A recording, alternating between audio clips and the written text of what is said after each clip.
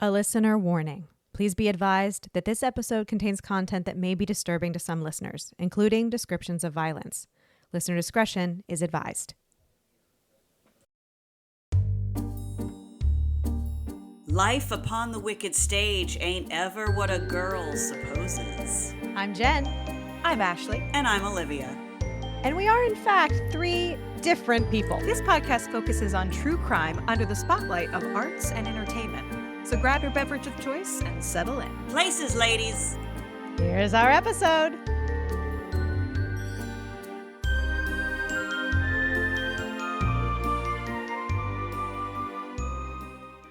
So today's episode is brought to you by a rage Triscuit. That's right.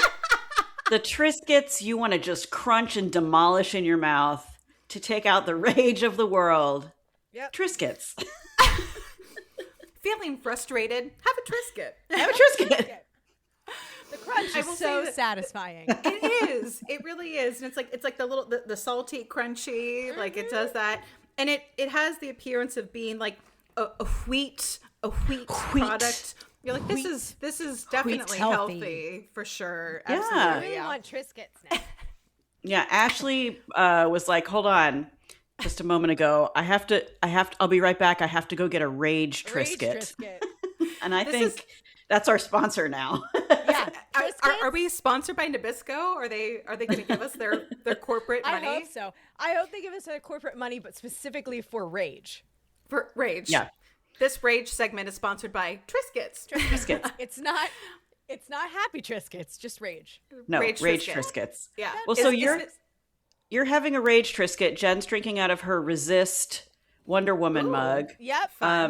My mug says fuckity, fuckity, fuck, fuck, Yeah, fuck it does. on it. Excellent. And Yep. I'm brewing, though, because I'm always a walking contradiction. I'm actually brewing a comfort tea that was suggested by one of my medical professionals. Thank goodness. I have a gaggle of them. But professional. it's motherwort and catnip. And Catnip. yes. So catnip, while it stimulates cats and makes them nuts, it actually can help calm the human immune system. I didn't know this. I didn't know this. And you know who else didn't know it? The guy at Whole Foods. When I asked him if they had catnip in the herb section, and I said, not for cats, but for people. And he's like, I've literally never heard of that. And I was like, great. So I had to go to a herbal store that I found near the intersection of Fairbanks and Edgewater. There's this little herbal shop. It's called Natural Vibes with a Z. Of course. Yeah. Right. She said they've been there for 4 years. I had no idea, but they had all kinds of all the herbs or all the natural herbs. So, all right. So I'm brewing my calming tea in my fuckity fuck cup. Well, I love it. Thank God you did not, in fact, take the sleepy nighttime tea. Listeners, Olivia almost drugged herself ahead of this episode. Okay. So I have another tea that is extra sleepy nighty-night tea because we have a problem sometimes shutting our brain off to go to sleep. And so I brewed my water and I just was in the habit because, so I got the tea bag. I actually opened the thing and I was about to put the tea bag in the water and I was like, no. Because I would have been like valerian root, lemon balm. Would have been like, Ashley, this is the most boring episode. But it's not going to be. This is going to be an exciting episode. No, this episode, we're strap in, friends. I know I say that a lot, but this one, yeah, I'm gonna dive right in. And let me tell you what Rob said, because he asked me, what is your episode today? And most of the time I don't remember, but that's why I texted you guys. Medicine, so she does. But I still didn't. So because I texted and I was like, hey, what are you doing today, Ashley? Yeah. What are we even doing? Well, what are we doing? I'm gonna dive right in with a dramatic reading. So, okay. Well, all right. I'll tell you before you start, I just have to tell you Rock's reaction because I said, we're doing an episode on the Twilight Zone movie disaster, and he goes, oh, and his eyes lit up and he went, that was, and I was like, don't say anything because I know nothing. And he goes, that's why they have movies in Hollywood. And I was like, He knows Shut up, whatever shut up. happened. Yeah, I was like, shut up, don't tell me. I know nothing. He was very excited that we were doing this episode today. Yeah. Oh my God. Well, Okay. It's Okay. so funny that Rock was so enthused. This episode, I have to give a shout out. Shout out to Rich. This episode was, I'll say, discovered by Rich, because I was like, what are some things we could add to the doc, because I wanted something that was a little bit more, a little more recent, because I've had a whole bunch of like very old timey episodes this season. So Rich actually found this one and was like, you should talk about this. And I was like, oh yes, absolutely. So Rock and Rich, you'll be very pleased with, with this week's episode. Yes. All right. I'm gonna ready. Kicking us off with a dramatic reading. You unlock this door with the key of imagination. Beyond it is another dimension, a dimension of sound, a dimension of sight, a dimension of the mind. You are moving into a land of both shadow and substance, of things and ideas. You've just crossed over into the Twilight Zone. Robert Sterling would be good. proud. That was Thank you, good. Olivia. Well done. So yes, we will be discussing today the Twilight Zone movie disaster. This is actually, I knew very little about this before I started researching it. I had vaguely heard that something bad happened, but just had no idea to the extent. So just to give a quick overview, on July 23rd, 1982, a helicopter crashed in California during the making of Twilight Zone, the movie. Okay. This crash killed 3 people and injured 6 more. And it led to years of civil and criminal actions against the personnel who were overseeing the film shoot, including the director. And it introduced a series of new procedures and safety regulations into our filmmaking industry as we now know it. Right. So Yeah. the helicopter crash was related to the movie? Yes. Okay. Yes. This So- is very exciting. The Twilight Zone, the movie, was it's important. It's not like the Twilight Zone. The Twilight Zone. It's Twilight Zone, Twilight Zone, I didn't even the knew movie. this existed. I didn't know there was a Twilight Zone, the movie. Yeah, so as you can imagine, this was based on the television series, the long-running and very popular television series, The Twilight Zone. So this was like, hey, there was this TV show that it's a less fun version of like Sex and the City, the movie, where they're like, we had this long running show and we had all this content and it had like a big fan following. Like, how can we get more money out of this property? Like, so it was a less fun version of Sex and the City, the movie. Cause they're like, oh, we have this long running TV series. We have all this content that, people are familiar with and enjoy. Let's have a movie version of this. Let's have a big budget, Hollywood film. Yeah. So, Twilight Zone, the movie, was co-produced by Steven Spielberg and John Landis. Oh, gosh. Okay. Yeah. Oh, yeah. Those are big names. Right? So I've heard of them, guys. You may be familiar with Steven Spielberg. And it was directed by John Landis, George Miller, Joe Dante, and Steven Spielberg. So it was directed by 4 different dudes. There were 4 directors? Okay, that to me sounds like a not good idea.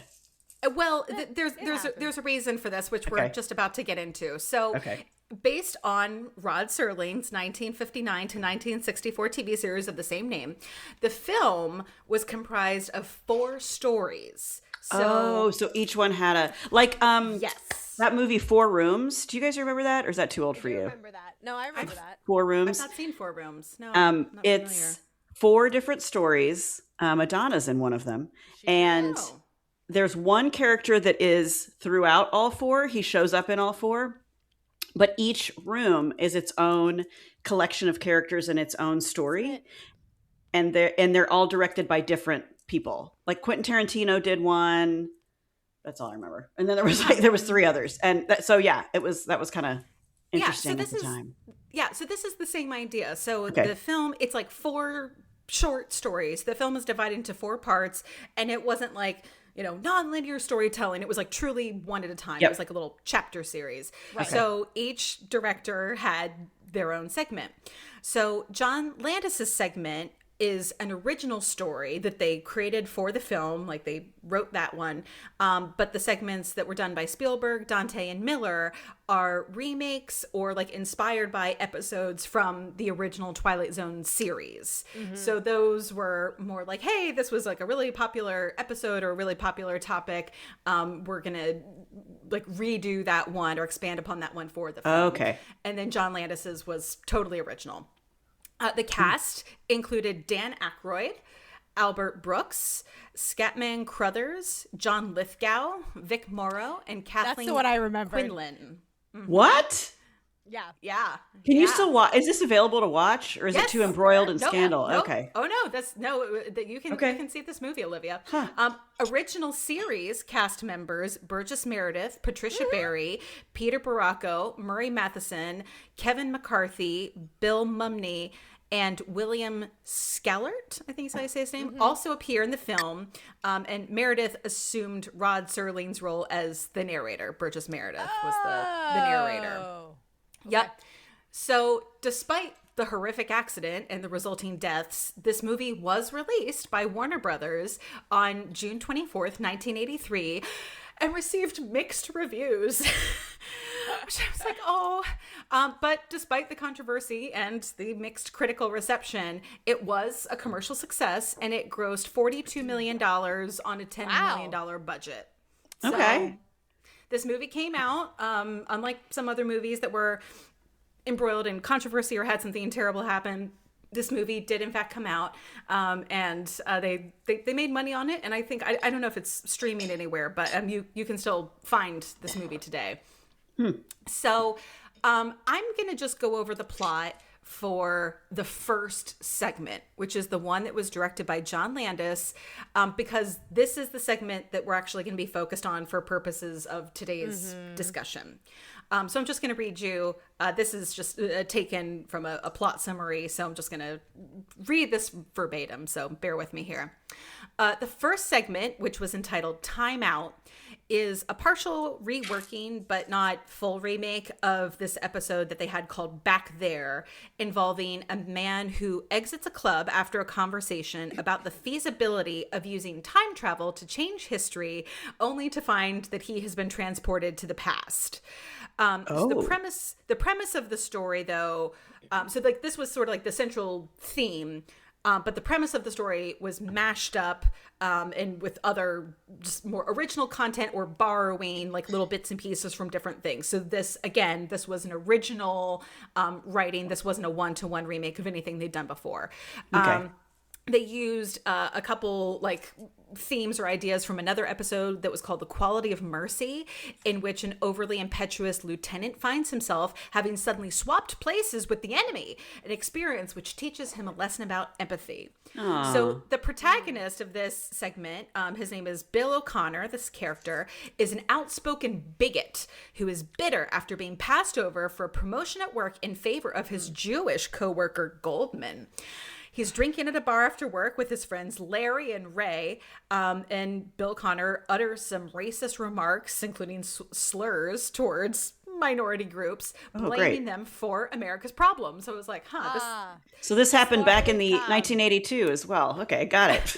Apparently, like, this is a relevant theme to explore. So a black man sitting nearby asks him to please stop. After ranting some more and declaring himself to be better than these minorities, this character Bill angrily storms out of the bar and suddenly finds himself in Nazi-occupied France during World War II. He's transported through time. Welcome, Bill. Welcome. A pair of SS officers patrolling streets stop and interrogate him. Bill cannot answer satisfactorily since he doesn't speak German. A chase around the city ensues, in which Bill is shot in his left arm by one of the German officers. He attempts to hide in the apartment of a French family, but the lady of the house quickly betrays him by shouting a warning to the German soldiers. Bill climbs out on the ledge of a building where he finds himself trapped while two German officers take shots at him while standing on the narrow ledge. He falls from the ledge and lands on soft ground, now in the rural South during the Jim Crow era. He's just getting it all. He's getting all of it. Wait for it, a group of KKK members see him as a black man who they are about to murder. This is like a screwed up Quantum Leap episode. Absolutely. Yeah. So Bill, scared and confused, vehemently tries to tell them that he is white, but to no avail. After kicking one Klansman against the burning cross and setting him on fire, Bill breaks free and escapes while, again, still dealing with this bullet wound from the Germans. He dives into a nearby pond and resurfaces in a jungle in Vietnam, being fired on by American soldiers who are seeing him as a member of the Viet Cong. One of the This is all just one piece of this 4-piece movie. Yes, just this Is piece. just this one. This is one of 4 chapters.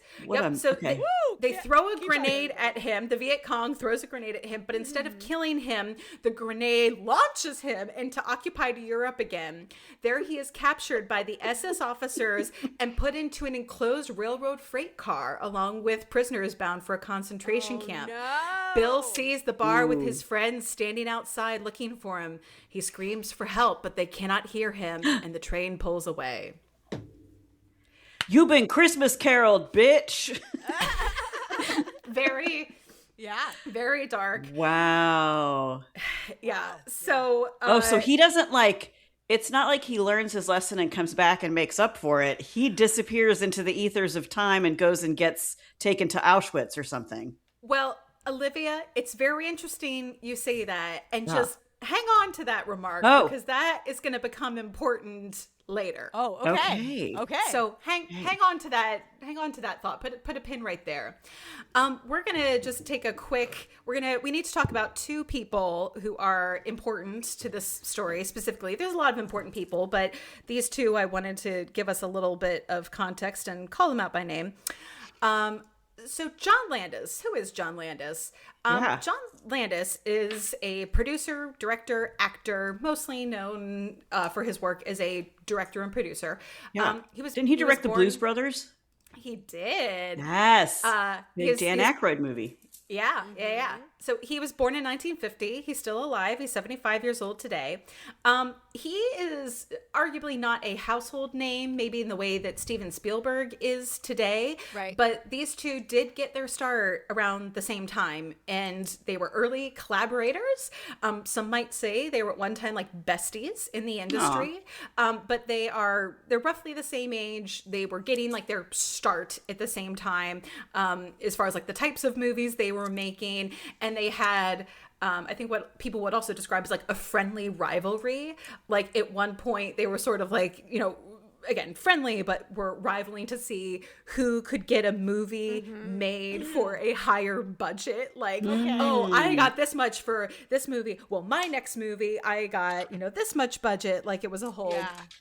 So again, friendly competition, but Olivia, to your point, he is best known for directing comedy films, such as The Kentucky Fried Movie, National Lampoon's Animal House, The Blues Brothers, Trading Places, Three Amigos, Coming to America, Beverly Hills Cop 3, and also the horror films An American Werewolf in London and Innocent Blood. And he also directed music videos for Michael Jackson's Thriller and Black and White. I did not know about the Thriller. I knew the other ones, most of the other ones. I did not know, or if I knew, I forgot about Thriller. That's cool. Yeah.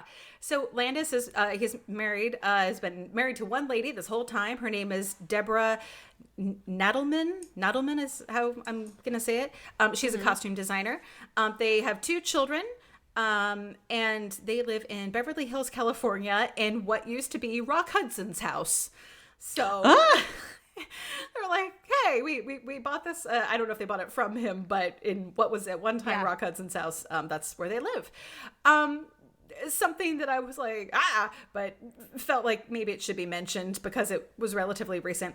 In 2009, Landis did sign a petition in support of director Roman Polanski, who had been detained while traveling to a film festival in relation to his 1977 sex abuse charges. Sex abuse charges, right. This petition that he signed, it argued that this detention would undermine the tradition of film festivals for places as a place for works to be shown, quote, freely and safely, and that arresting filmmakers traveling to otherwise neutral countries could open the door for, quote, actions of which no one can know the effects.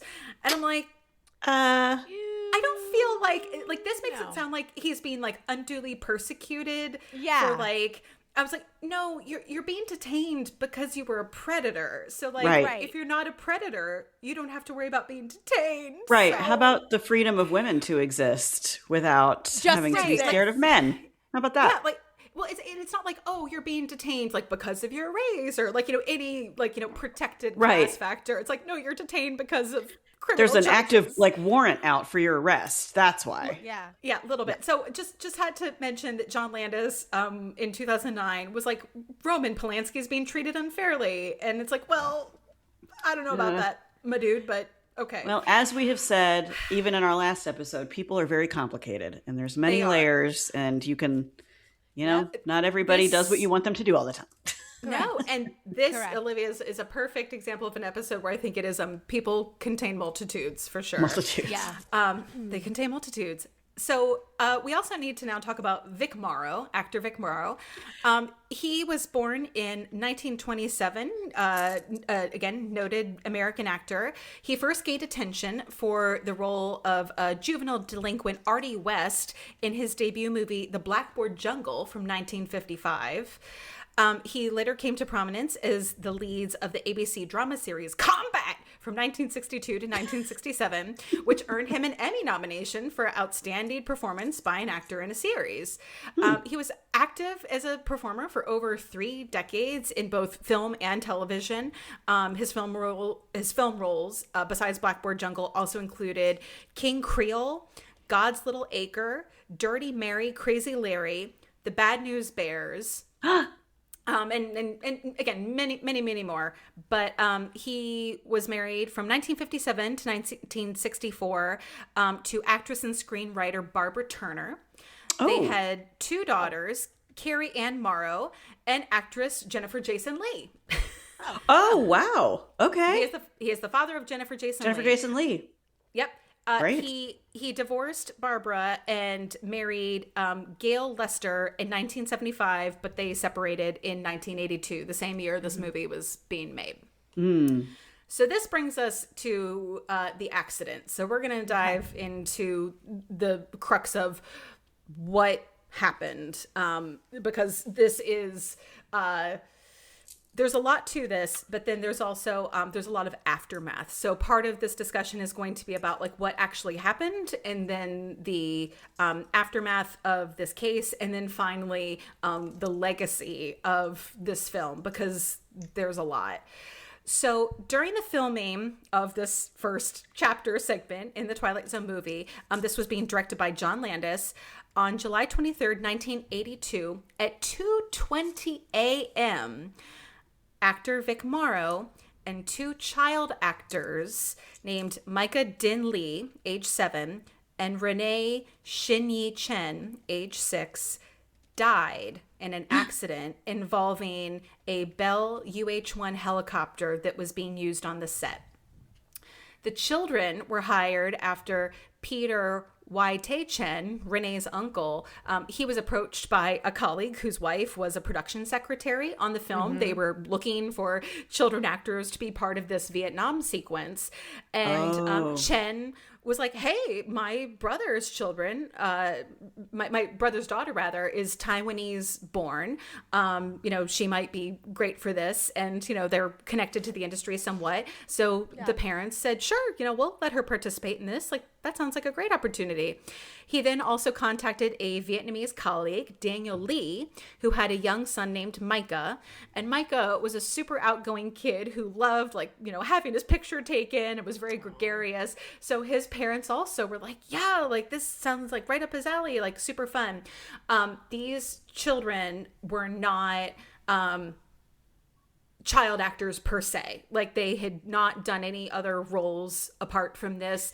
This was their first time doing something like this. Exactly. Their parents were not pursuing careers for them as child stars. That was not the goal here. This was more, hey, we need something very specific. We need children of, this race. We need children about this age. Who do you know is kind of how this happened. There wasn't an audition. There wasn't a casting call.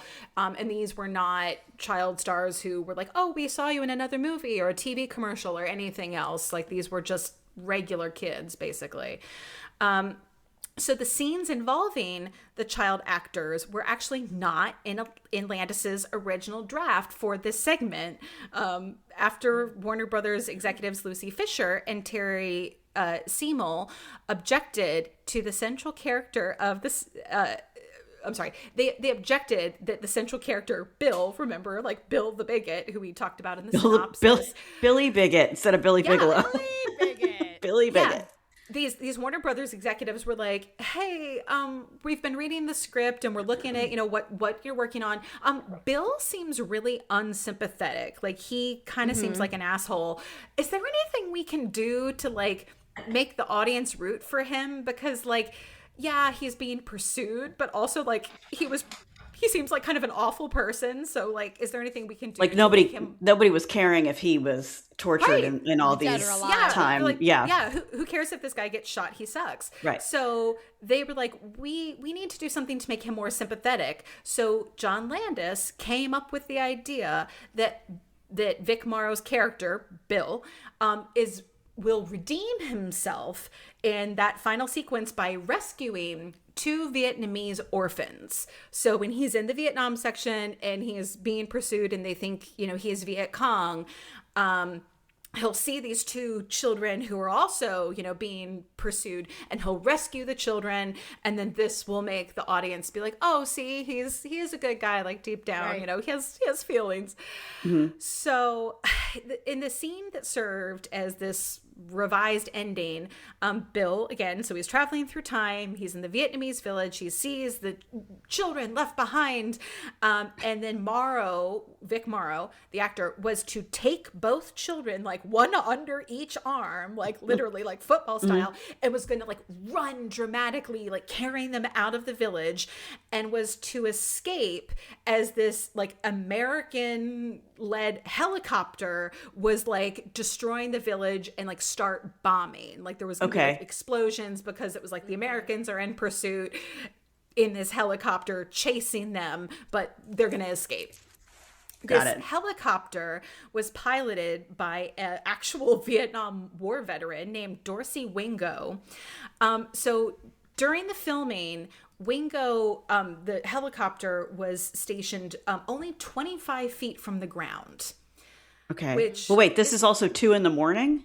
Yes, it's 2 a.m. Why are they filming this at 2 a.m? Why indeed, Olivia? Okay. I will just say there is not a great reason that they're doing this at 2 a.m. They wanted it to be nighttime, but also, like, the sun goes down, like, especially in the summer, like, the sun is down by 8 p.m. Right. So you could do a nighttime shoot at like 10 o'clock. You sure could. It's also very worried that they have kids that late. Yeah, the kids are up that late. There are really strict rules about that now. Well, I think there are now. I think we're getting to this. Yeah. Yeah, ding, ding, we're gonna get to why, because at this point it was there were some rules, but it was also much easier to circumvent the rules. Okay. So Olivia, it's 2 a.m, and like, why indeed? I think this was one of those, like, they probably started at 8 because they're like, it's a nighttime shoot.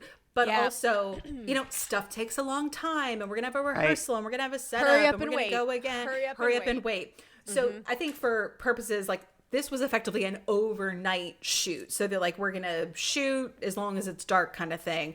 For this, it sounds like very elaborate sequence. I'll also note this area where they were shooting, Indian Dunes, is in California, but it's also a very...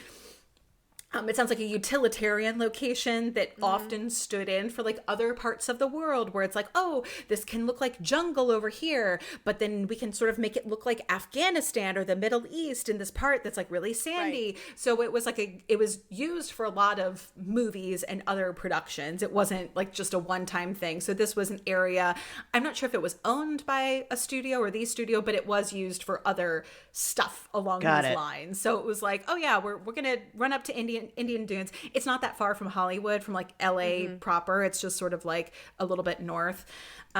So this helicopter was being hovered 25 feet from the ground, which is very low. It's low. Yeah, There's a lot of wind low, shear. very low, yeah. It's a lot.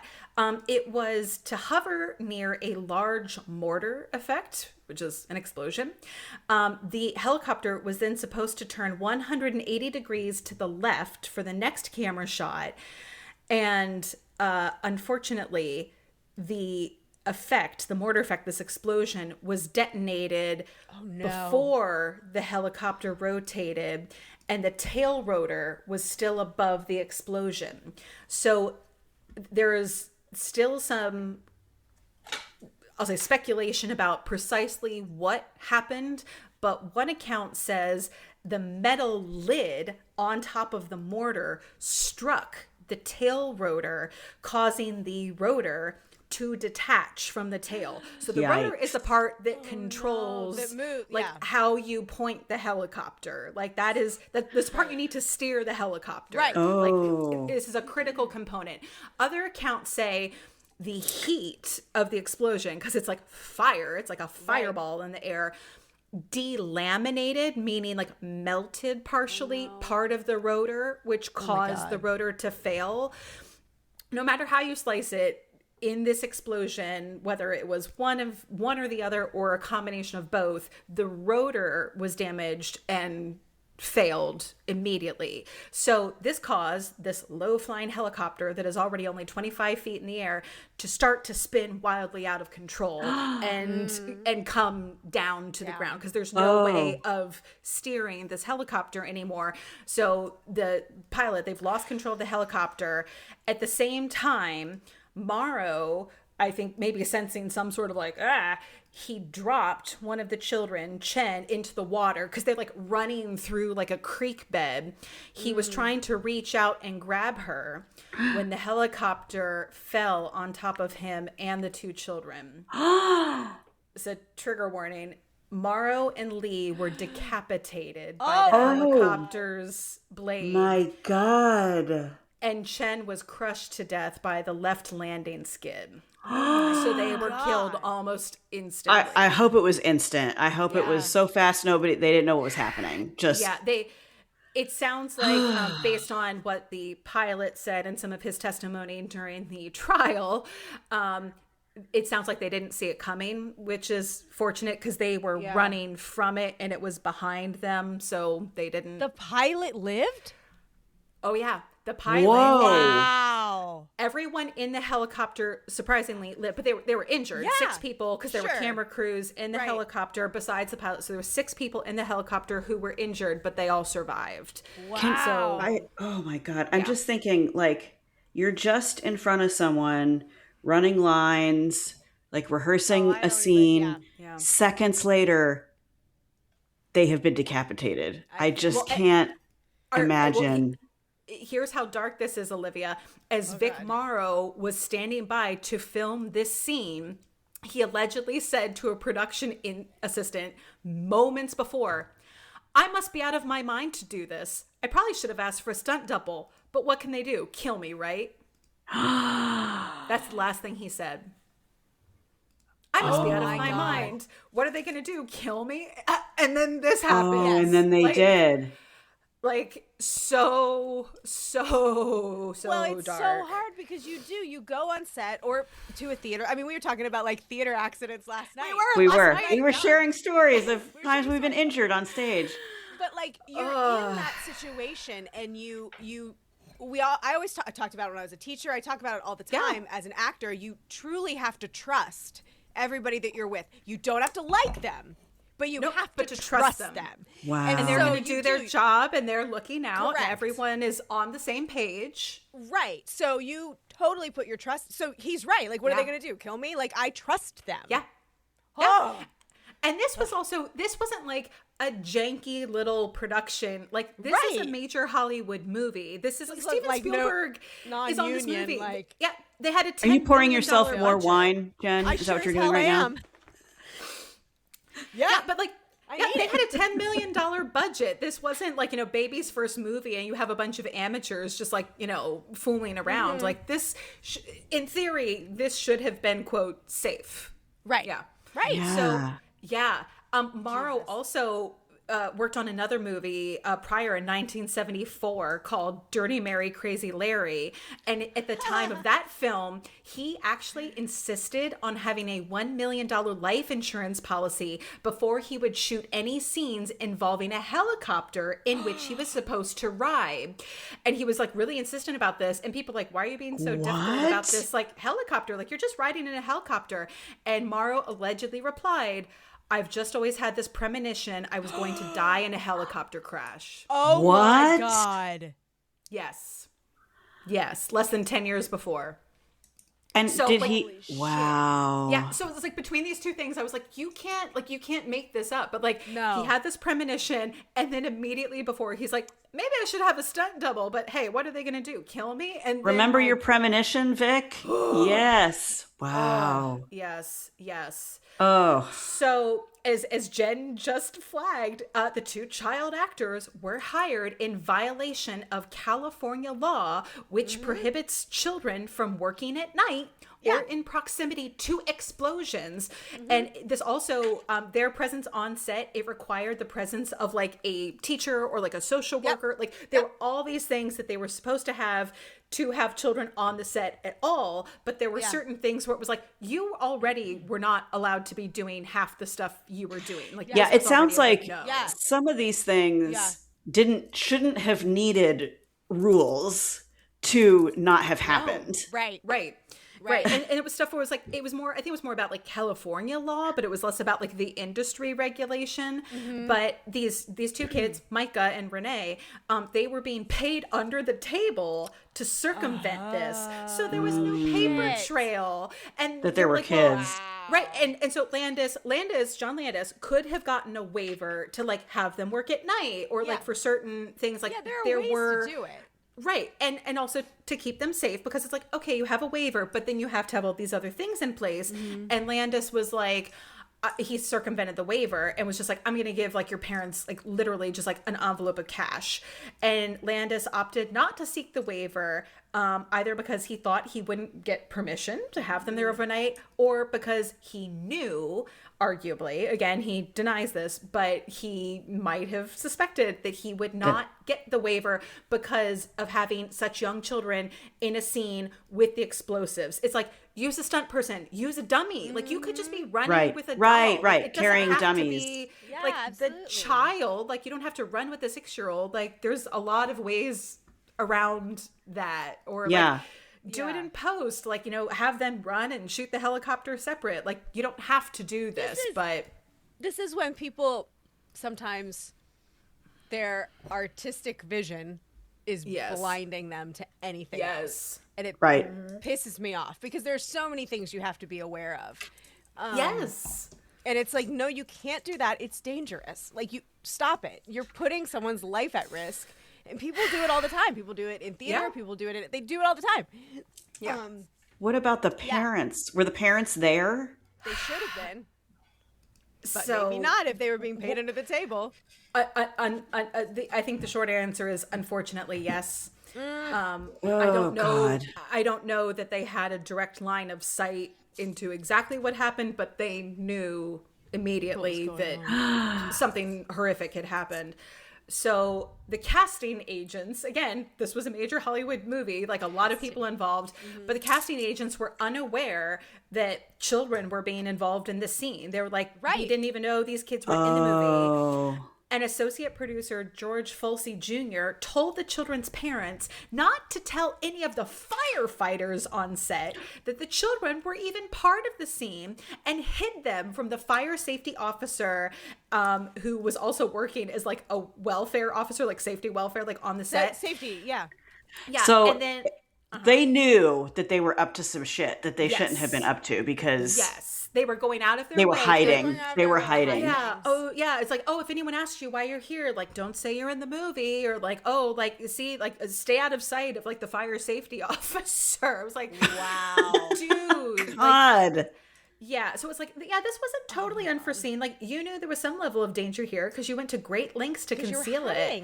Yeah, and then Question: the pilot was a Vietnam War pilot. Shouldn't he have known this was not a good idea to fly right above these explosives? Why didn't he say, he did, hey, Olivia. He sure did. Oh, did he? We're about to get into this because a whole lot of very knowledgeable adults said that's a bad idea, or stop, don't, like, we shouldn't, like, very bad. Sounds like Titanic. Don't stop. Like, Don't stop. Someone. Yeah, I've been doing the sums, and I can't help but notice there are not enough lifeboats for the passengers. Like, Right. We need Okay. more lifeboats. It's Okay. fine. Yes. Yeah. Yeah, so it started with a fire safety officer. Again, there were fire safety people on set. You know, it's They like always gotta have them are. there because you're gonna blow some shit Yep. up. A fire safety officer, before they even started, expressed concerns to his team and to people on the movie. He was like, "Hey, I'm really worried that the amount of explosions and where you have them placed is going to cause this helicopter to crash." Like, Yeah. Wow. like just from a fire safety standpoint alone, you're going to put fire this close to a helicopter. I think that is dangerous. But he told a bunch of other people, but he did not actually tell Landis. And when they were like, well, why didn't you, 'cause again, all these people like were deposed. But when they're like, well, why didn't you tell Landis specifically? He said, well, I told other people like lower on the food chain, but like in the fire department, like there's a way of doing things. There's like a hierarchy, and you don't just like jump over other people and go straight to the chief and like tell them of your concern. So like I told other people, like I told like an assistant, and I told like the production person, I told other people. It just didn't rise to Landis, allegedly. It's just So- like Rust. Yeah. Yes. Yeah. It was like, well, I told this other person who was like lower on the production food chain, assuming like this would get passed along, and it didn't. So allegedly, Landis didn't know that there were these concerns about this. No, he still knew Olivia, because we're going to talk about all the other people who said terrible. So just to say real quick, during the subsequent trial, because we're about to get into this, Landis denied culpability for the accident. Of course. But he did admit that the hiring of the child actors was, quote, wrong. That's what he said. Great. Yeah. So he was like, this was a terrible accident, and no one could possibly have foreseen this, and there's no way I could have done anything different, but I probably shouldn't have hired those kids. People did foresee it. They did. People foresaw it. It lot. was Absolutely foreseen. Yes. So as you can imagine, due to this accident that claimed the lives of 3 people, all of these scenes featuring the children and this plot point were completely cut. They do not appear in the film. So as I read the synopsis to begin with, Bill's storyline and ending, it was just, they left it as they originally planned, where Bill is unsympathetic and they leave his character just Unredeemable. like unredeemable, and also just sort of unaddressed. Like you just see him like on this train ostensibly going to a concentration camp, but you don't really know what happens to him. They're like, just leave it alone. It's fine. We don't It's care fine. anymore. Like, So- it's fine. Yeah. This whole sequence is still in the movie? Yeah. Vic Morrow, this last movie. You can Oh, see him. shit. I guess it's like Yeah. the Brandon Lee thing with the crow. Yeah. Yes. Yeah. So they obviously Oh, had shit. they had shot enough of the rest of it to like finish this sequence, but they just abandoned this footage That of him like plot. rescuing the children because they all died. So they're like, let's. Oh, So- God. Yep. This is so producer- horrible.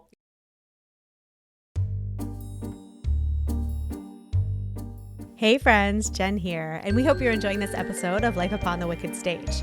Just a few quick reminders. If you're looking for any of the visuals that we've mentioned in this or any episode of the podcast, make sure to follow us on Instagram at Wicked Stage Pod or Facebook at Life Upon the Wicked Stage. If you want more, please join our Patreon by searching the Wicked Stage Podcast. There you'll find ad-free episodes, videos of our recordings, mini-sodes, behind-the-scenes content, giveaways, and so much more. And the most important side note, if you like the show, please give us a nice rating wherever you listen. It sounds silly, but it's still the best way to get the word out and support us in this crazy podcast world. Well, lights are blinking, intermission's over, so grab those snacks and another drink and enjoy the rest of the show.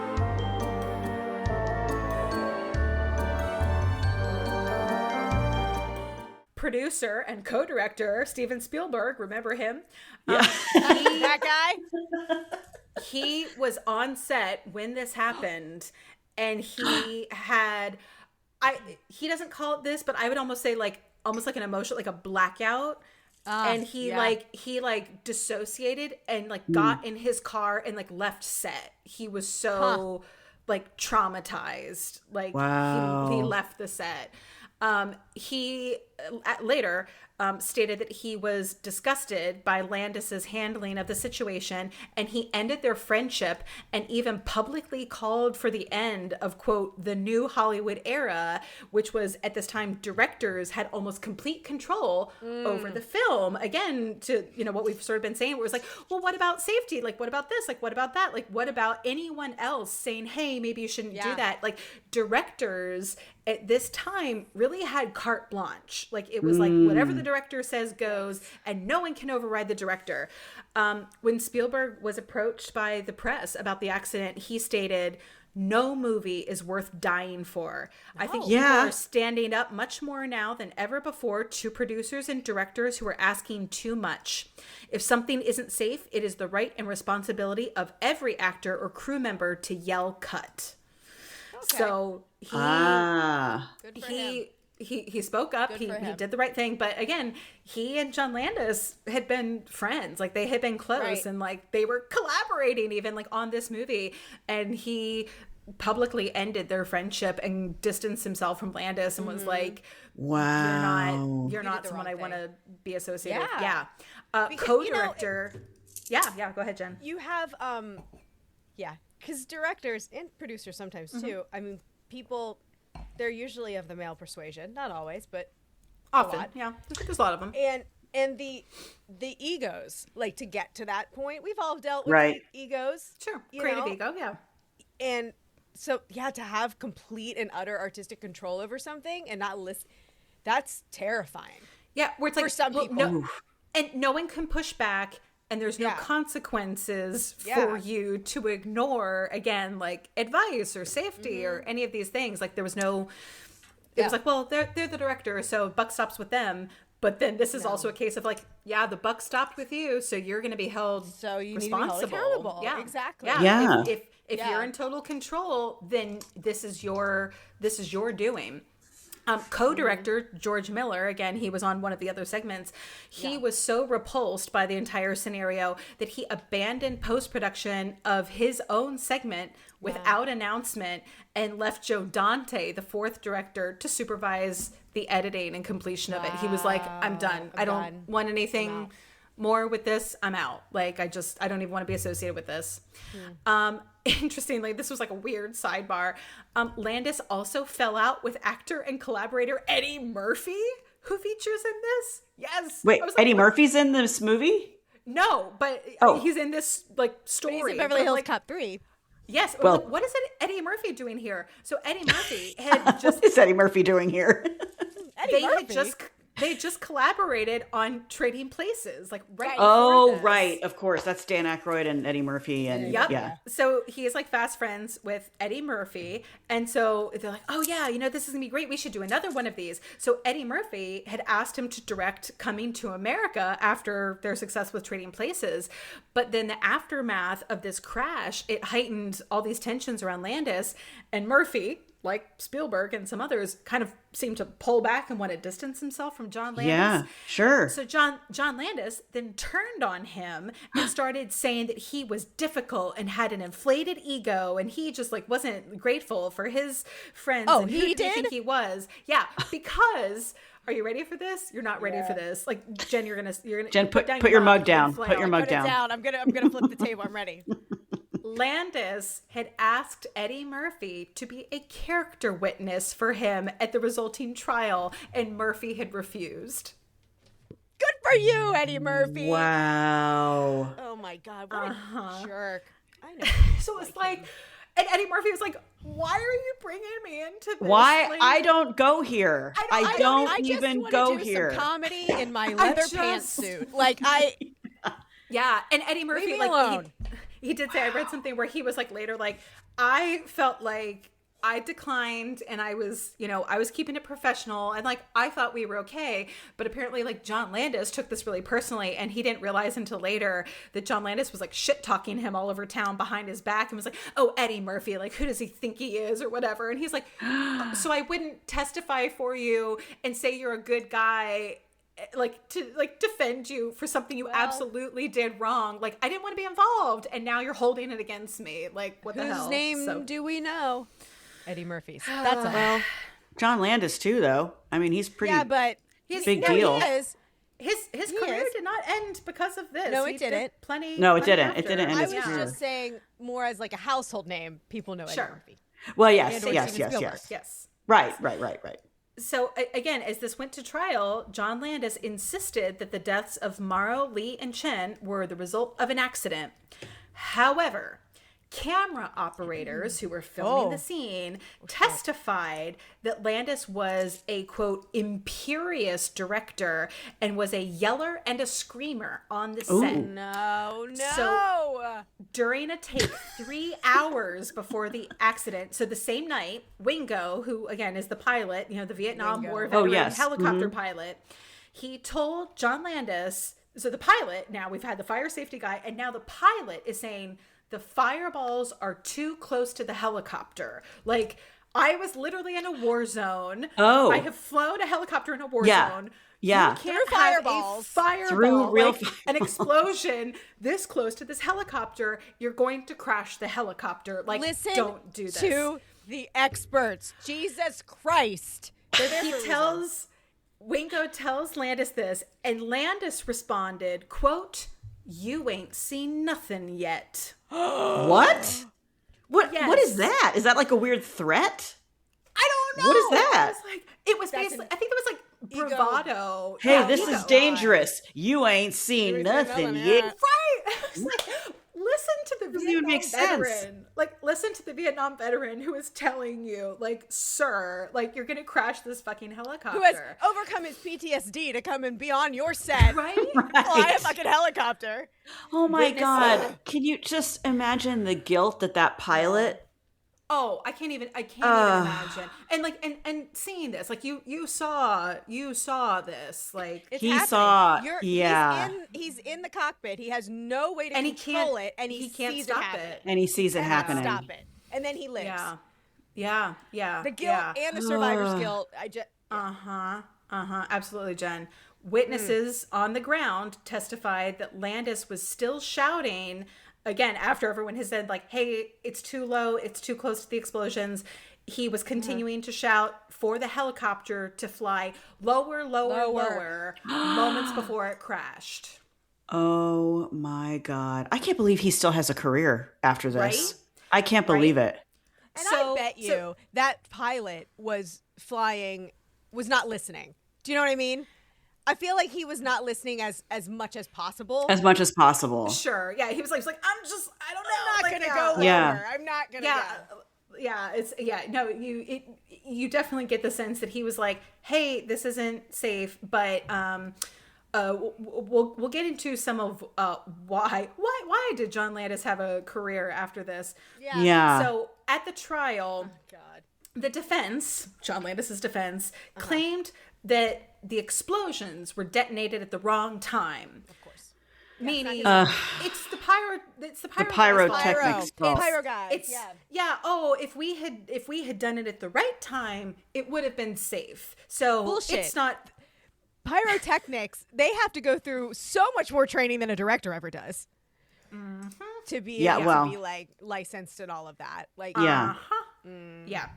So Randall Robinson, an assistant cameraman on board the helicopter who lived, he testified that the production manager, Dan Allingham, told Wingo, like, again, that's too much. Let's get out of here, as the explosions were starting to be detonated. But Landis was on the radio shouting, get lower, get lower, get lower. And Robinson said Wingo actually tried to leave the area, but that was when we lost our control and I felt something let go and we started to spin in circles.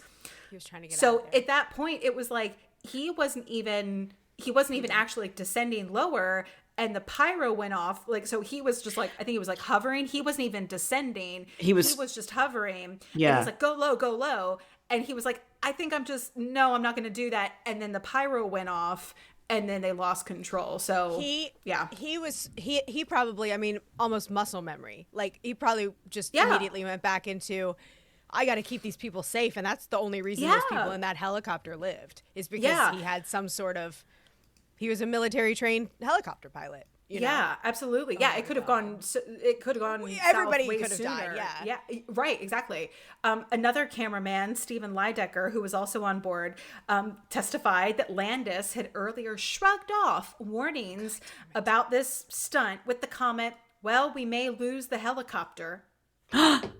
What? Like, acknowledging that the helicopter That it could crash. If it crashes, it crashes. It's like, what are you talking about? There's people in this helicopter. In the helicopter. And people on the ground. People. What do you mean? Like, you're like, yeah, if it crashes, it crashes. Like, what do you mean? He's like, oh, we may lose the helicopter. Lydecker acknowledged that Landis may have been joking when he made the remark, but added, I learned not to take anything that man said as a joke. It was his attitude. He didn't have any time for suggestions from anybody. So, yeah. The accident led to civil and criminal actions against the filmmakers that lasted for nearly a decade. Wow. Again, also Lee's father, so again, this child actor's father was on the set. He also testified that he had heard Landis instructing the helicopter to fly lower. So pretty much everyone on the set was like...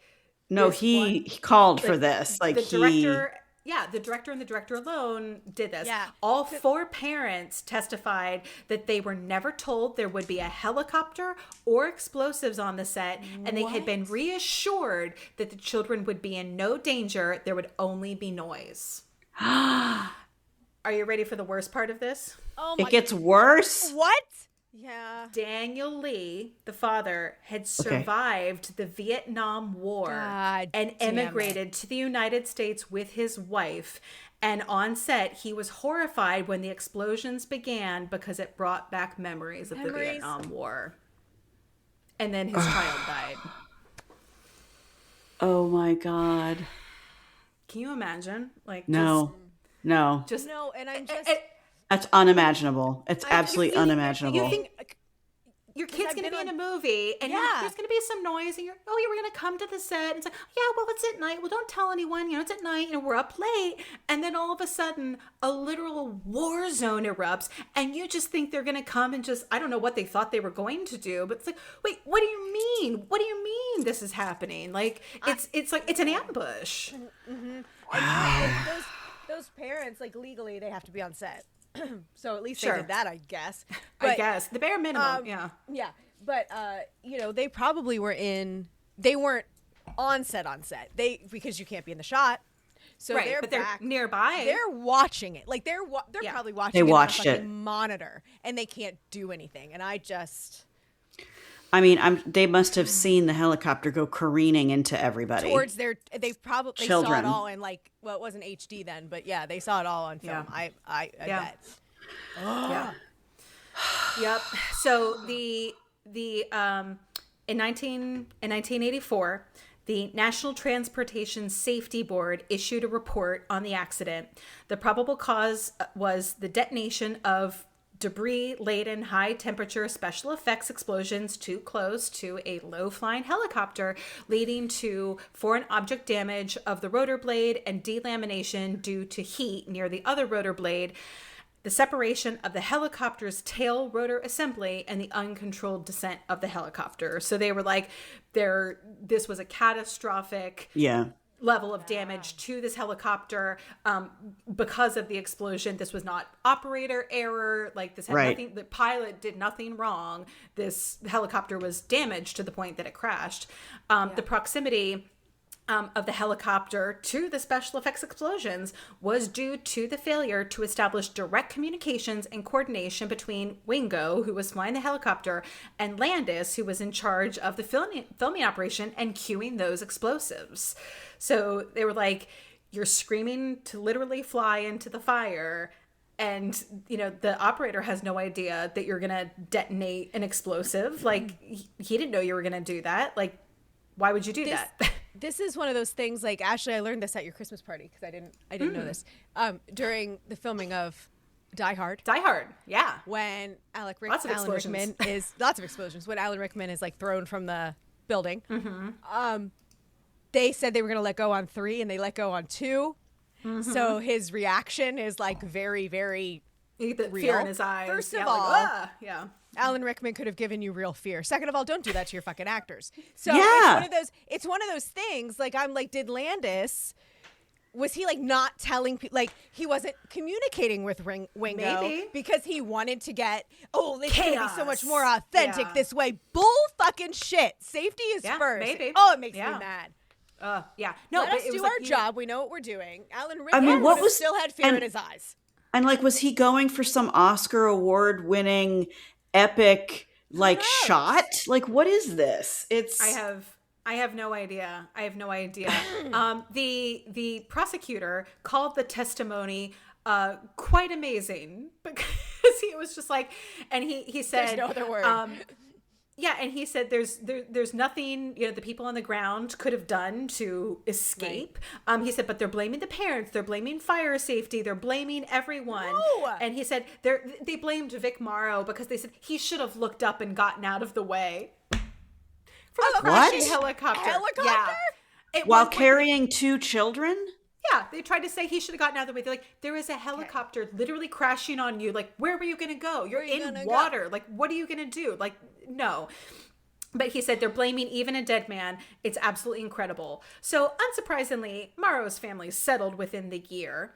As a result of this accident, the second director, Andy Howes, actually had his name removed from the credits of the movie, and he used a pseudonym, Alan Smithy. This was the first time. This was actually the first time this movie, a director's name was changed, like, due to something like this. Wow. There's like a pseudonym on this because he was so embarrassed. But this trial, it went on for a year. So there was a criminal trial and for manslaughter for John Landis, of like, are you guilty of manslaughter? And then there was a civil trial. So much like the O.J. Simpson case, this was like, are you guilty of murder? And then there was the, are you guilty of like wrongful death civil trial? Right. So Landis, Folsey, Wingo, because he was flying the helicopter, production manager Allingham, and the explosive specialist Paul Stewart were tried and acquitted on charges of manslaughter in a 10-month trial from 1986 to 1987. The defense maintained that the accident was unforeseen and unforeseeable, and that the real culprit was the crew member who set off those explosives without paying attention to where the helicopter was, except that person was never charged. So... But it wasn't, I don't think it was him. It wasn't their fault. But it wasn't their fault. But they weren't even... They weren't charged. Right. They weren't even on the list of plaintiffs. So they're like, well... so Landis escaped responsibility, but then also no one was prosecuted for illegally hiring Lee and Chen, the child actors, even though Landis, Folsey, and Allingham admitted in court to circumventing child labor laws. So they admitted that they knew they had like snuck around and they deceived. Did wrong. Yeah, they had deceived people to get those kids on set in the first place, but they were not charged. Because again, this is a state law. This is a California state law that you can't do this, but they weren't charged.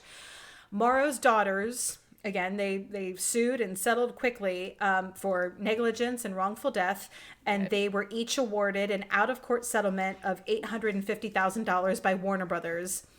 The parents of Lee and Chen, could have done better. I think so. That feels low because the parents of Lee and Chen also sued and settled out of court for $2 million each. So. Better. I still feel $2 million is right. No, it's the price of your 6-year-old. Put a price on someone's child. Yeah. So, what is the? There's no rule against this, but it seems very morbid to me, and I know it's happened more than just this situation, but to have someone who has died during the filming and still going ahead with the film. Now, I know that there's been other times when there's been an accident with a crew member or, stuntmen, but like the actor die while filming and then the movie still comes out with the actor in it. It just seems so dark and morbid to me. Is there not like a clause like, hey, if you kill me during this film, you can't go forward with it? Because when you sign your contract at the beginning, it's giving them the right permission. Yeah. It doesn't say like life or death, but it's a release. So it is dark, Olivia, though, to your point. And I mean, I think I know there's a lot of examples of this of people who've died either from accidents or from like, murder or like natural causes, and still the movie comes out. And I think some of it, it's honestly like at the discretion of the production. And like, I think about the movie, like totally different, but like when Heath Ledger died, that's exactly what I was just thinking. Yeah, The Dark Knight. That movie, The Dark Knight. No, it was The Imaginarium of Dr. Parnassus. Yep, he died. Yeah, he had already. Heath Ledger didn't die during Dark Knight. Dark Knight. It was done. Yeah. Oh, I thought it was. He posthumously won an Academy Award for Dark Knight. Yeah. Got it. So Heath Ledger died. He was actively filming a movie called The Imaginarium of Dr. Parnassus, and it was like literally halfway. So they had all this footage of him, but actors, I forget all the actors it was like Jude Law, I think, and like James Franco, and like it was like Colin Farrell, I want to say, but a bunch of actors jumped in and they reimagined the story so that multiple actors played the same role, and they all donated their salaries and the proceeds of the movie to the trust of his daughter, Matilda, so that they were like, this is his last role and we want to make sure she's going to be provided for, because like he had a will, I'm sure, but like he died very young and unexpectedly, so they wanted to make sure that there was something set up financially for his daughter, so they like finished this film for him for that reason. So I think sometimes it's like, it depends on how much footage do we have. Like, can we even finish this? Like, also, how far are we into this financially? Like, what is the loss if we do cancel production? And also, I think just like, what are the ethics or what are the circumstances of this? And I think that to me is a little bit of a I don't know, maybe like an empathy check or like a taste check on the part of the producers. Yeah. Like, I think there are times probably when they should have pulled the plug and it's like, you know what, we didn't need to finish this, or we don't need to release this. And they're like, but the capitalism, like we must. And it's like, right. Do you? I don't know. Like that's what insurance is for, I think, maybe. Yeah. So maybe don't release it. But in this instance, it sounds like they had, again, this was 1/4 of the movie, and they had all his other footage, it sounds like, so they were able to finish the segment. This was I'll say an alternate ending, or an alternate scene rather, because they're like, we want to make his character more likable, so we'll have him save these kids in this one shot. But there's so much irony just all over this whole thing. All over it. So wow. the industry, aside from the legal, criminal, and civil proceedings, the industry took note of this and had some changes of their own, because they were like, hey, the law is one thing, like, laws of the state of California, but we're going to assess this as an industry because this is crazy. Mm-hmm. So Screen Actors Guild spokesman Mark Loescher said at the conclusion of the trial, so he spoke at the trial, he said, this entire ordeal has shaken the industry to its bottom. And Warner Brothers set up dedicated safety committees to establish acceptable standards for every aspect of filmmaking, from gunfire to fixed-wing aircraft to smoke and pyrotechnics. The standards were regularly issued as safety bulletins. They were published. There was like a whole manual that they were like, hey, we're going to like create this manual. How to not kill people on your movie set. And it was also like, you didn't have one of these before? I mean, cool, I guess. Right. Great you made one now. But it was a, quote, general outline of safe work practices to be used as a guideline for productions to provide a safe work environment. And it was distributed to all studio employees. So I'm like, again, weird you didn't have one before, but thanks for doing this now, I guess, Warner Brothers. The Directors Guild of America, their safety committee, began publishing, again, their own safety bulletins. And they also established a hotline, a telephone hotline, to enable directors to get quick answers to safety questions. So, like, if you're on set as a director, and you're like, can I blow up this plane? And they're gonna be like, no. Can you imagine the questions that come in on that safety hotline? It's like, good God. The Guild also began to discipline its members for violations of safety procedures on sets, which it had not done so before the crash. Again, I'm like, weird. You never thought to do this before, but okay. They were lucky something horrific like this hadn't happened sooner. Yeah. Right. SAG also introduced their own 24-hour hotline for SAG members and encouraged members for the right of refusal, guaranteed in contracts if they believe a scene is unsafe. So SAG was also like, hey. They want me to set myself on fire. Is that okay? Is that okay? No. Can I do that? Yeah. You can say no. Yep. The answer is no. But whether it was like a scared street or it was because of these measures, filming accidents fell by 69.6%. Oh my God. In 4 years. In 4 years. Between So they were just getting maimed right and left and nobody was doing anything about it. Yeah, like Lord. So many safety violations in the olden days, but yeah, it was like the 80s were the first time we considered safety, which it's like that's in all of our lifetimes, by the way. Like, we are older than safety regulation in Hollywood. Like, as we now know it. Like, yeah. There were 3 more on-set deaths between 1982 and 1986. I thought you were going to say in the Twilight Zone movie. I was like, stop. It has to stop. No, but just onset deaths between 82 and 86. So as like they were trying with their safety measures, but again, like shit still happened, and obviously as we talked about in last season's Rust episode, stuff still happens. Again, a 69% decrease of just horrific accidents, I think, is pretty good. So anyway, jumping ahead, in 1987, the Office of the State Fire Marshal started the Motion Picture and Entertainment Safety Program in response to the accident and to industry concerns about inconsistent enforcement of fire prevention regulations and requirements on movie sets. So the program oversees motion picture and television industry use of pyrotechnic special effects in California. So before it was more like, we'll just have a fireman on the set, and now they're like, and not listen to him. And not listen to him, yeah, because what does he know? He just gets cats out of trees. Now they also have their own specific for movies standards in the state of California to be on a movie set. And these are the things that as the fire people, we will and won't allow. So pretty much every like industry or participating body went back to the drawing board and was like, we should talk about safety. Like we should have... Maybe we should like write it down. Maybe we should say, maybe a hotline. Maybe like we should tell people they can't, hotline. Like, like stand in the middle of like, a burning building or whatever.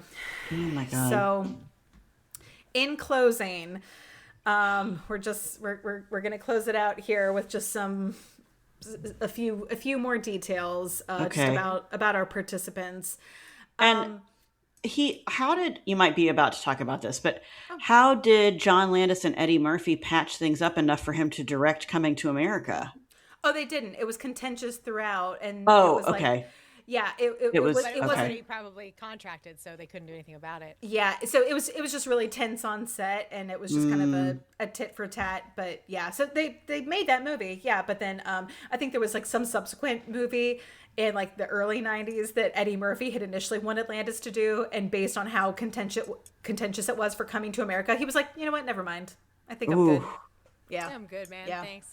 I'm all set. I'm set. Yeah. So just something quick to touch on, because obviously what happened to Vic Morrow and those children was absolutely horrific and never should have happened. Oh my God. At the same time, it is also worth mentioning in the case of Vic Morrow, not the kids, those kids did nothing wrong. Nothing. But in the case of Vic Morrow, dying does not make you a saint, because it is worth remarking. Vic Morrow had fallen out with his daughter, Jennifer Jason Leigh, prior to his death. It sounds like it was pretty rough, to the point where she had actually changed her last name from Morrow, because that was her legal name. She changed her last name to Lee because she did not want to be associated with him, and they were still estranged at the time of his death. Oof. She had stated in a 2018 interview, "My father was very difficult. We were not close, and it's hard. I don't really talk about my father publicly because there are a lot of people that really love him very, very much. His work as an actor, and I don't want to disabuse those people of their admiration." You know, that's a really mature thing to do, because she could come out and say, here's why we didn't get along. He did this and this and this to me. But she's like, you know what? He's dead. We're not going to ruin his memory that some people have of him. Yeah. That's something. She didn't give specifics, but did say, you know what, this was really tough. And obviously, you know, to the point where she changed her name. I think that says a lot. But she did say that because of her desire to understand her father as well as her sister, who she described as a, quote, drug addict, because she wanted to understand them and what made them tick, that was actually her inspiration to become an actress herself, to explore the human condition because of this relationship. Vic Morrow did have a closer relationship with his other daughter, Carrie, according to her widow, Kathy Lopez. Carrie had encouraged Morrow to continue to pursue different acting opportunities, and she had actually encouraged him to take the Twilight Zone role during which he was killed. And Lopez said that Carrie felt responsible for encouraging him, and that she had survivor's guilt. And her father had been her best friend. God. Yeah. Really, really complicated. Carrie Morrow, I believe, is deceased. It's just a difficult family dynamic. So on one hand, again, you know, to Jennifer Jason Leigh's point, not to take anything away from him, certainly not to say that he deserved what happened to him, but at the same time, just to note, he was a complicated man with some complicated family dynamics, and we don't know the whole picture there, but I felt that was important to remark on. But just to close out, John Landis spoke about the accident in a 1996 interview while discussing his career as a whole. And he said, quote, "There was absolutely no good aspect about this whole story. This is a tragedy which I think about every day, and it had enormous impact on my life and career from which I may possibly never recover." Well, so you know, he didn't, I feel like he didn't accept responsibility, and at the same time, and he never has. Like, he never has said, this was my fault. At the same time, though, I think at the very least, the gravity of what happened has really impressed upon him. And it sounds like, again, he has had a career, you know, as he's gone forward. Yeah. And it sounds like that may have humbled him, and any of his like, imperious, like, it's my way or the highway, like, do it at any cost, it absolutely curbed that because of what happened. It shouldn't have taken all that. It shouldn't have taken all that. 3 people to make you calm down. Yeah. So that is the Twilight Zone movie disaster, friends. Holy hell. I had absolutely no idea. Nope. This was not in my like reality that had happened. I had no idea it existed. Nope. No. The only thing I know about the Twilight Zone movie is that segment with John Lithgow on the plane terrified me. Yes. Yeah. It's apparently, if you enjoy the Twilight Zone and like that sort of like, you know, style and genre, it's very faithful to like everything people love about the Twilight Zone. And now stuff like, you know, more contemporarily, we have like, you know, Black Mirror and like that kind of, so good, you know, storytelling. And, Jordan Peele brought back Twilight Zone for like a season. It was brilliant. Yeah. But you can see this movie, and now you know. Now we what went know. Down. Now you know. It's gonna be so God. to watch it now, knowing that, because I had no idea. I've never seen it, but I'm with you, Olivia. I'm like I I've never seen it before, and I'm not saying I'll never watch it, but I don't know that I'm ready to watch it because I know too much. Yeah. Yeah. Well done. That was intense. A lot. That was a lot. It's a lot. I threw the table a lot. It was.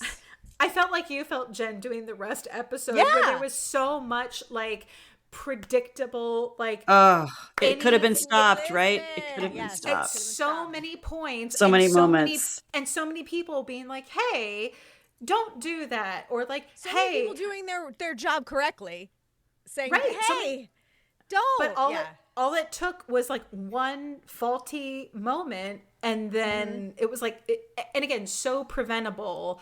And so many things where it was like, oh, well, we're just like, gonna skirt safety, or we're gonna be cavalier about safety. I'm just gonna set off some explosions. I'm just gonna bring my own bullets from home. Like, what could go wrong? Well, what could go wrong? And this is why it's so scary. I think about, we're gonna get off topic a little bit here, but I think about the fact that so many people in positions of power are sociopathic, right? There is a sociopathic something, and they're the ones that are leading the charge, and they're the ones that make the final decisions. Everybody else is trying really hard to plead to them, don't do it, but they don't have that thing in their brain that makes them go, oh, maybe you're right. No, they're right. Or I think they want is more important. Yeah. It's that, or it's almost like an acquired sociopathy, like they've been uplifted and told yes too much, and they've been yesing. You're a very special boy boss, and like you can do no wrong. Right. And so they think they have become invincible. They think they can do no wrong. They're God himself cannot sink this ship. Right. Well, and it's interesting too, because like you made a good point earlier, Jen, about theater actors or film actors or TV, like whatever type of performer you are. To a certain extent, a lot of things we do or performers do in the interest of storytelling or in making of this art, there are things that are dangerous to some degree. And that's why you rehearse, and that's why you have safety protocols in place, because there are things that you can do that are dangerous. But at the same time, because you have those rehearsals and you have those measures in place and you have those safety protocols in place, that is what enables you to do, quote, dangerous things safely. Correct. And not to say that, leaving your house on a given day is a risk. Right. Like, just we live in the world. Right. You can't foresee everything. Like, if this had been a situation where everyone was doing everything perfectly and like lightning struck the helicopter, right, that would have been terrible. But that's also like, that's an act of God. And that's different. Yeah. And that's different from where you have willfully ignored multiple opportunities. It's like we were talking about theater accidents, last night, but this is like, we've all been in shows where someone did something either stupid or took like an unnecessary risk, and it was like, you didn't have to do this. I was in a production of Sweeney Todd. I didn't talk about this last night, but it was like, I won't say the theater, but like the person, like it seemed like everyone working on this production, it was like baby's first show. It was very, and that's a hell of a show to have baby's first show. Yeah, right? Jesus. But like, here's a great example of like doing something dangerous safely. Sweeney Todd, for those uninitiated, those who don't know, listening, Sweeney Todd is about the demon barber of Fleet Street, and is about this man who is seeking revenge for the death of his wife, and he basically goes around and kills a bunch of people, and his associate, Mrs. Lovett, makes them into pies. He's the best pies. He's a barber. Have a little priest. He is a barber, so the way he kills all these people is he slits their throats with his razor. So again, it's theater. You're not really murdering your cast every night. Like, that's not what we're doing. We don't have enough actors. No one is being cut, but you're doing a stunt, right? Yeah. So this production of Sweeney Todd I'm involved with, ladies, I kid you not, the person who had been tasked with sourcing props for this showed up with straight razors. Real straight razors? Real straight razors, and was like, and hands them to the actor playing Sweeney, and was like, here. And he discerningly, it was like, this is No. a razor.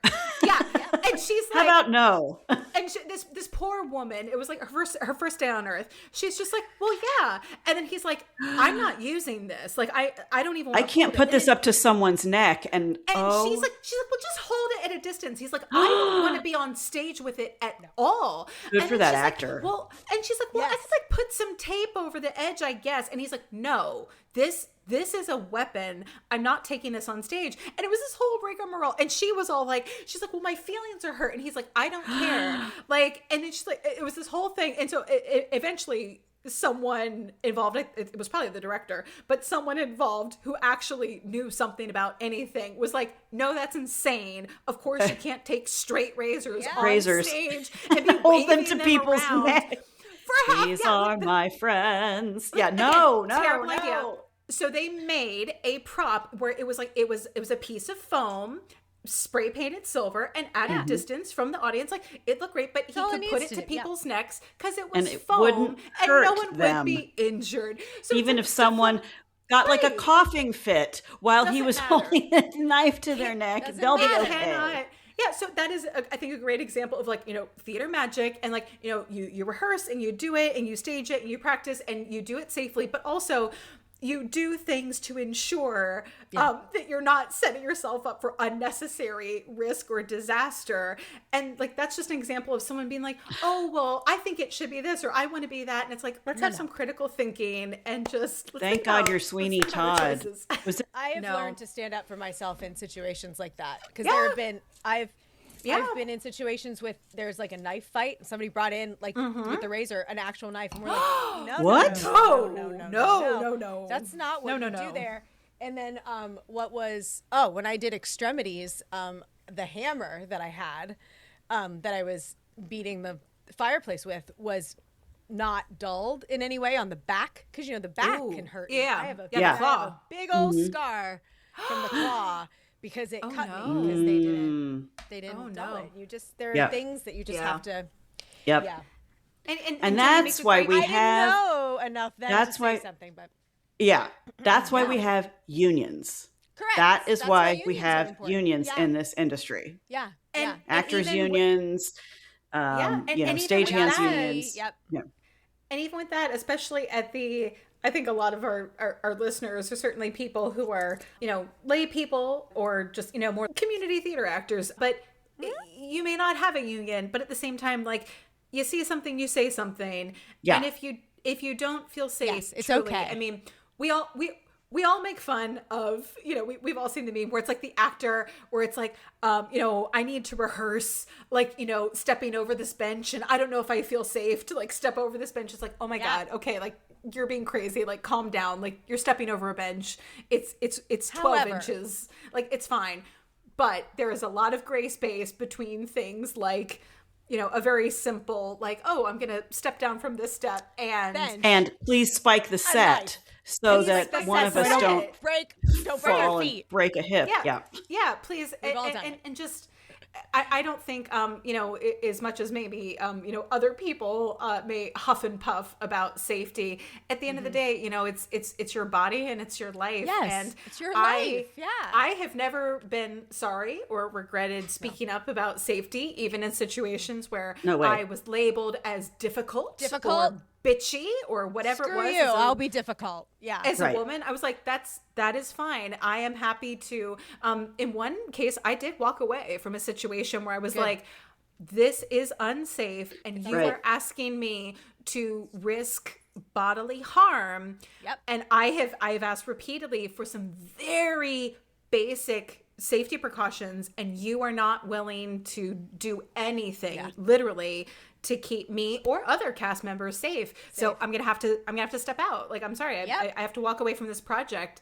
And it's not easy. And I think that that takes courage to say it does. to say no, it or to does. And that was like a small stakes situation. Like, I think some of these cases that we talk about, it's people, they're like, well, I'm risking my whole career or my livelihood, like, if I get fired or labeled as like difficult, like, what if I don't get hired again because I pushed back and now I'm blackballed? But it's also like, well, but would you rather be dead? Like, not to be dramatic, but sometimes that's what it comes down to. Like, and I get that, because you you're taught, like literally, like just yes and, right? That's improv. Yes and just yes and the director's always right and da-da-da-da. But no, you have to advocate for yourself because nobody else is going to fucking do it. Yeah. You have to. Yeah. Oof. And that's our PSA. Advocate for yourself, my friends. What are we doing? What are we doing next week? What's next on the docket? I think it's a surprise. I love a surprise. It's a surprise to me and to you. Great. Olivia, I think you should maintain this and you should not tell me or Jen anything. Yeah, Don't put it in just a doc. show up. Just show up cold. Like so cold. I'll tell you the Much tales. wine we need. I love it.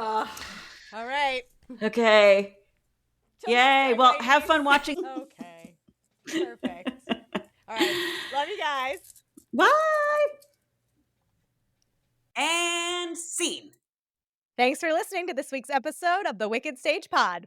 Follow us on Instagram and check out our Patreon for more exclusive content. These deliciously wicked episodes drop every other Friday, so make sure you subscribe or follow and don't get left waiting in the wings.